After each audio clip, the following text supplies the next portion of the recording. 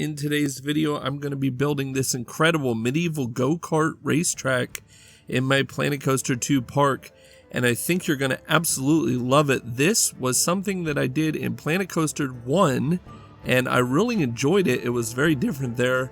I wanted to take out some of the extra stuff and put in some nice features that are more readily available and easier to build in Planet Coaster 2.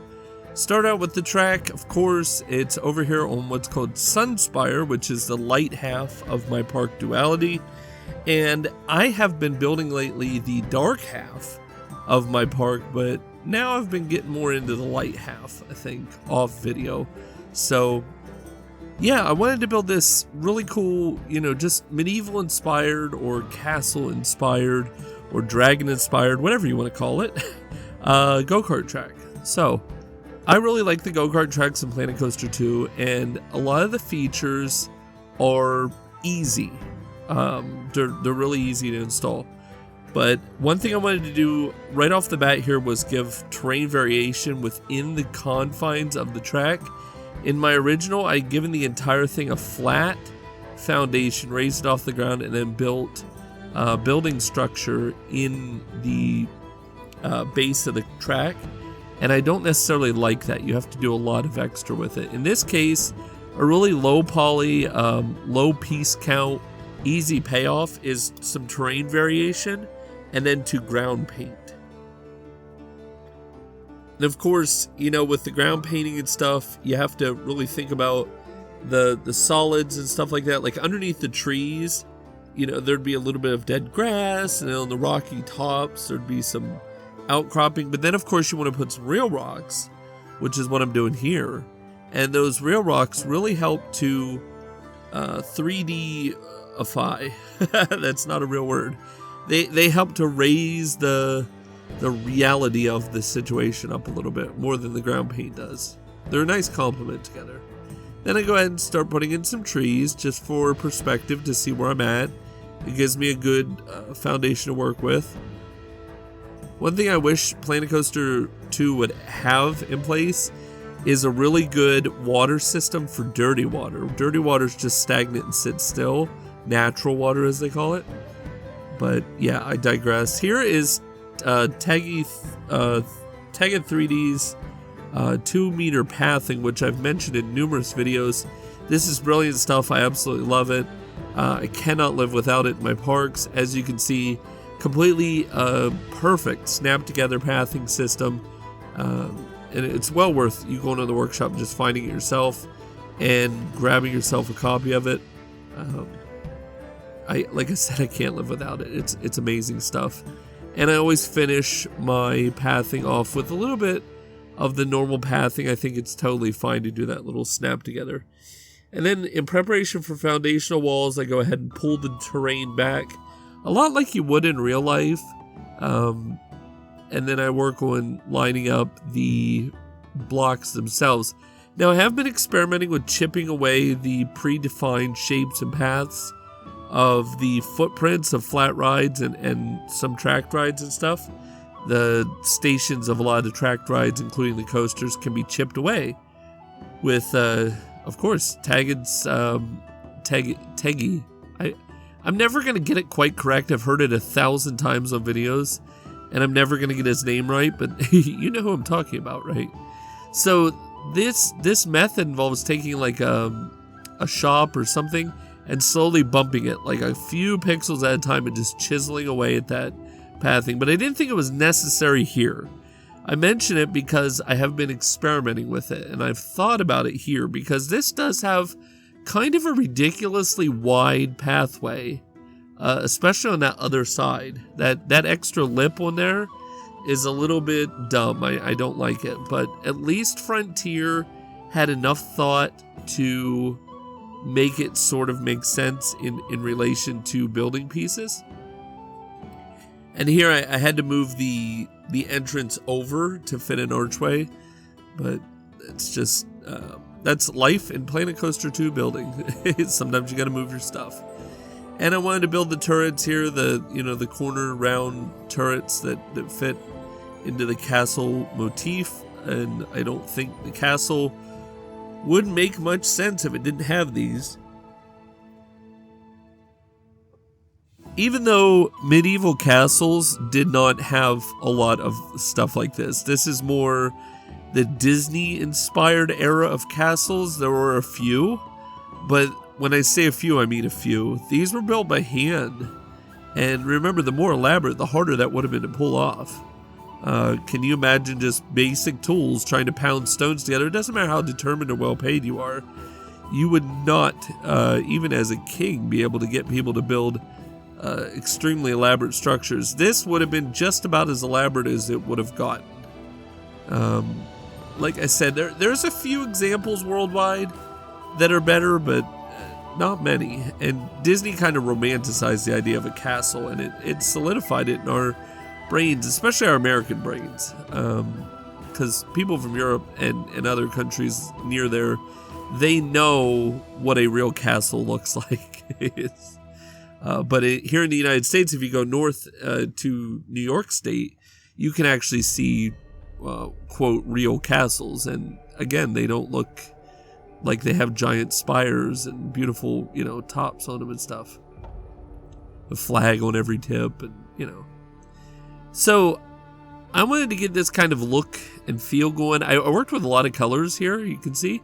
But the red was perfect for me. I mean, I think it fits the brick well. It fits the roof well.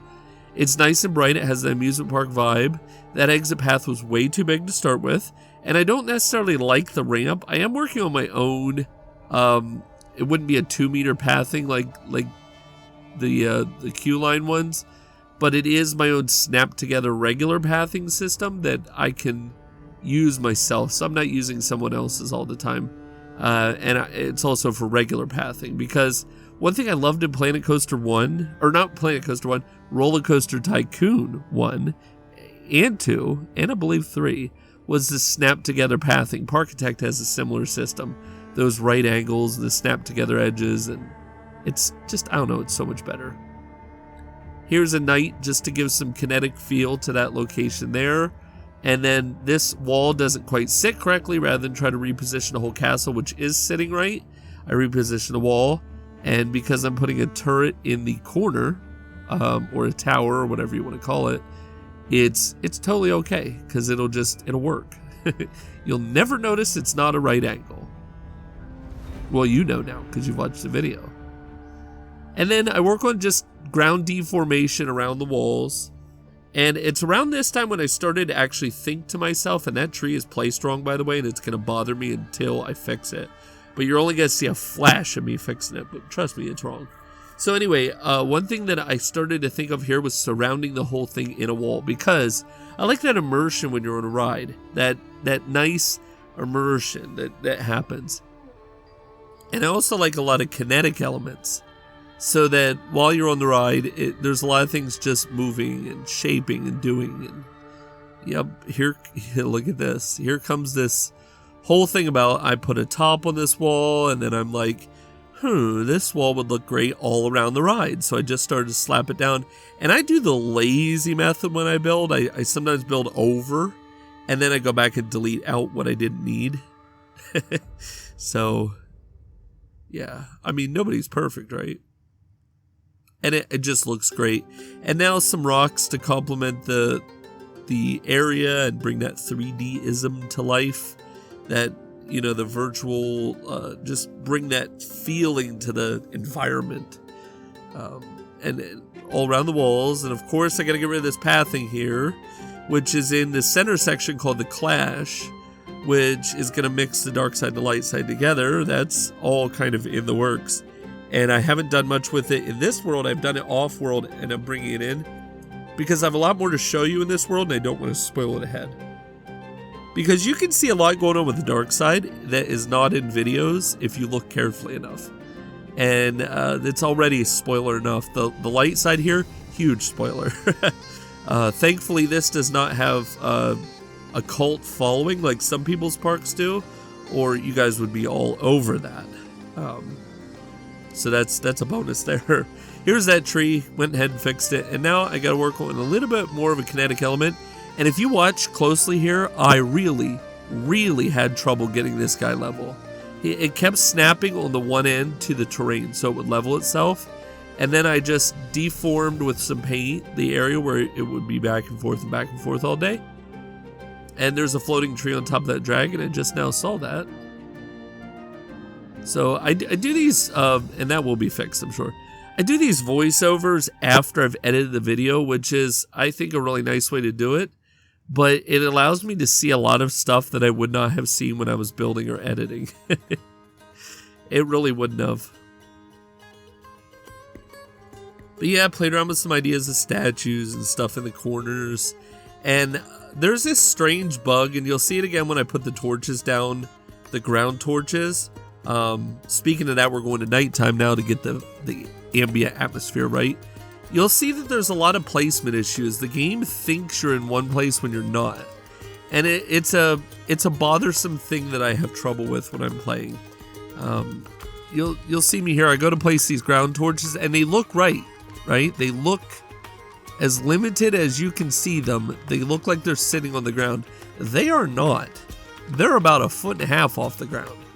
And it's very annoying. Now you can see it if you look out of the corner of your eye, but while I was building, I couldn't. And that's when it hit me when I was putting the other side in, that these were all way up in the air. So I just grabbed them all, shifted them over, moved them down, and then copied them over. And then all I have to do is remove the ones that would have been, quote, dangerous for guests to get around and stuff like that. And I wanted this service desk or the operator's desk or whatever you want to call it to be really bright because it's, you know, like a safety thing. So then I went ahead and worked out here. I didn't want too many torches outside. Wind and rain and other things would interfere with that. So I went ahead and did these can lights, these angled can lights, and just kind of plopped them down wherever. I did make sure they were attached where they were, but I didn't focus super hard on the reality of them. Like they were level and bracketed and all this other stuff. But I may go ahead and go back and put some wiring in or something. I don't like a huge piece count my parks. I kind of like, you know, the idea that someone could grab my park from the workshop or whatever, or if I share it, you know, in places where they like to do spotlights. If they had a more limited system than mine, I wouldn't want to give it a reason to lag. So I don't think that would be fair to the person. So then I got to looking on the outside and I thought, you know, most parks are going to put ambient lighting on the outside of the ride to give it atmosphere, to give it like a sense of being. And then I struggled kind of hard with the lights to put in here. This is sped up 400x, so I took a while, but I went with this ball light. This is actually all over the Sunspire here. They're just the rainbow lights that you see everywhere. Those are actually just the ball lights repeated over and over again. Plop down a building, put some more trees in to start filling in space. And then I knew before I even got going here that even though I'm not working on the chair swing ride or the swing carousel or whatever you want to call it, that it needed to be the correct color scheme for the area. And then I cranked the lighting back on and went with what I would think of as a medieval lighting, which is like an evening light, castle lighting, some kind of dramatic lighting. And then I brought the heads in. So the light side here, Sunspire here, has brightly colored heads. And they do have names, but, you know, forgive me, I don't remember them. And then there's this kinetic thing that goes around everywhere. And it just provides a little more of a movement and things going on in the area. And before this opens to guests, before we even get to the POV, I have to tell you, it does not have the guest ride along yet, which it's okay. It's totally fine for that. I just needed to get a lot of test rides in and see how the look and feel was. And I figured here there's going to be a restaurant, so I might as well connect the path. Now the name of the ride, I really, I had to think a lot about it. I think that I went with the right choice with it. You can always tell me in the comments if you think it should be a different name. But I think that I went with a good name for it.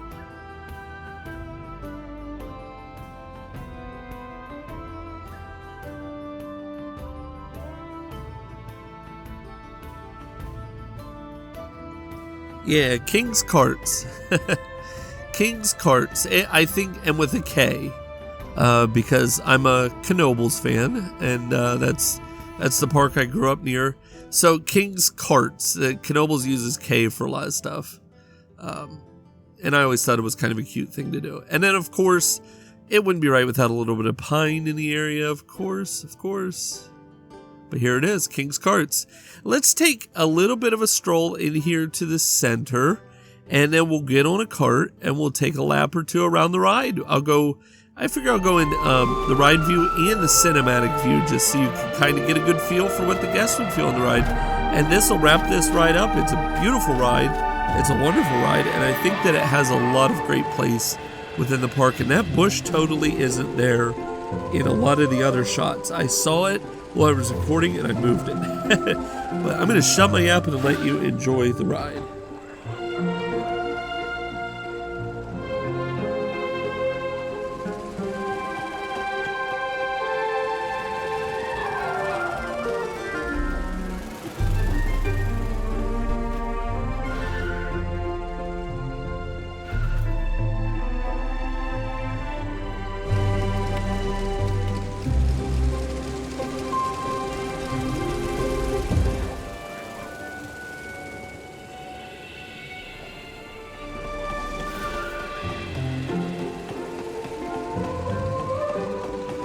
Up on the screen right now, you can check out the POVs and the walkthroughs of the dark side, and I'm going to let YouTube decide of those which one you should see, except on the left is the full playlist of Duality.